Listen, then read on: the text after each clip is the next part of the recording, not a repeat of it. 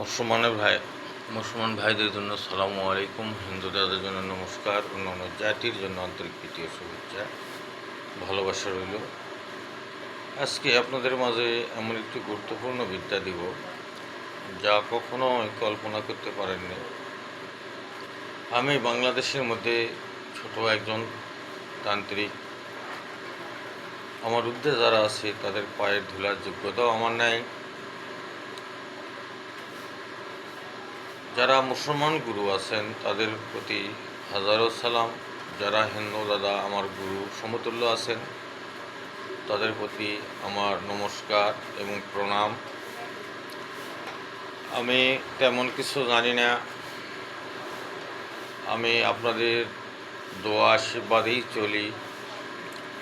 তাই আমার কাছে বিদ্যা পাবেন, সবই পাবেন, সাধনা পাবেন, হাড্ডি পাবেন, সবই পাবেন যদি যোগ্যতা অর্জন করতে পারেন।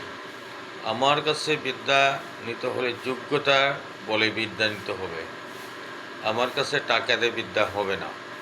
তাই আজকে যে বিদ্যাটি দিব আমার পরীক্ষিত বিদ্যা।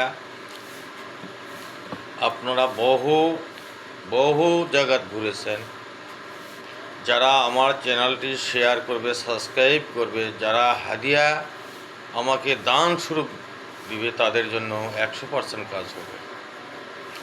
আমাকে কিছু দান দিবেন, আমি কিছু বিদ্যা দান করব। বাবারা, সোনারা, লক্ষ্মীরা, কখনো টাকা দিয়ে বিদ্যা হয় না, টাকা দিয়ে গুরু কিনে পাওয়া যায় না। আর বিদ্যা দোকান থেকে কিনে দেওয়ার মতো জিনিস না, একমাত্র যোগ্যতা অর্জন করেই নিতে হয়। আপনারা আমার কাছ থেকে যেটা পাবেন হয়তো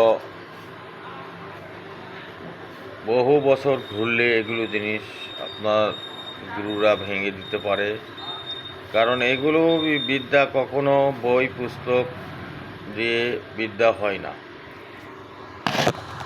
গুরুর আশীর্বাদ লাগে। আপনি গুরুর উপর যতখানি বিশ্বাস ভক্তি অর্জন করতে পারবেন তার উপর বিদ্যার কাজ করবে। আপনারা যদি গুরুকে মানেন, বিদ্যা মানেন, যে গুরুর বাক্য যেটা দিচ্ছে সেটাতে আমি কাজ করব, সেরকম ভক্তি শ্রদ্ধা থেকে থাকে, লাস্টে যে গুরুর দোহাইটা দিবেন সেই গুরুর দোহাইয়ের উপর সব কিছু কাজ করতে পারবেন। আজকের বিদ্যাটি বহুত মূল্যবান। আপনারা একজনকে ভালোবাসেন বা একজন আপনাদের টাকা হাওলাতে দিচ্ছে না, বা আপনার একটা জমি দখল করতেছে, সে জমিওয়ালা কখনো জমি ফেরত দিচ্ছে না, তাহলে আপনারা কি করবেন? নিরুপায় হয়ে যাবেন। তখন আপনারা কি করবেন? আমার মুখের কথা বিশ্বাস করার প্রয়োজন নাই। বিখ্যাত তোমার নাম কি ফলে পরিচয়। যদি আমার কাছে বিশ্বাস ভক্তি হয় তাহলে আসবেন, বিদ্যা শিখবেন, নাহলে শেখার প্রয়োজন নাই। বিশ্বাস থাকলে কাজ করে নেবেন, বৈধ কাজ হলে, নাহলে অবৈধ কাজ হলে হবে না আমার দ্বারায়। তাই যে এত জটিল রুগী হোক, আমি চেষ্টা করব আল্লাহ পাকের অসীম দোয়ায়। বাজারে যাই শনিবার দিনকা একদমই একটা দই কিনবেন, কারণ অনেক জিনিস খাওয়াইতে পারেন না, ভাতের সাথে খাওয়াইতে পারেন না, মিষ্টির সাথে খাওয়াইতে পারেন না, ওই মাংসর সাথে খাওয়াইতে পারেন না, বহুত ঝামেলা হয়। তাহলে একটা দই কিনবেন, কিনে বিসমিল্লাহ বলে আল্লাহ রাসূলের নাম স্মরণ করবেন, গুরুর নাম স্মরণ করবেন। যার যুগিনী যেদিকে সেদিকে যুগিনীকে দেখে নেবেন, নিয়ে সেদিকেই করবেন। আমার যুগিনী পশ্চিম দিকে, আমি পশ্চিম দিকে হয়ে কাজ করি, কারো পূর্ব দিকে হয়ে কাজ করে, কেউ এক একজন এক এক রকম কাজ করে।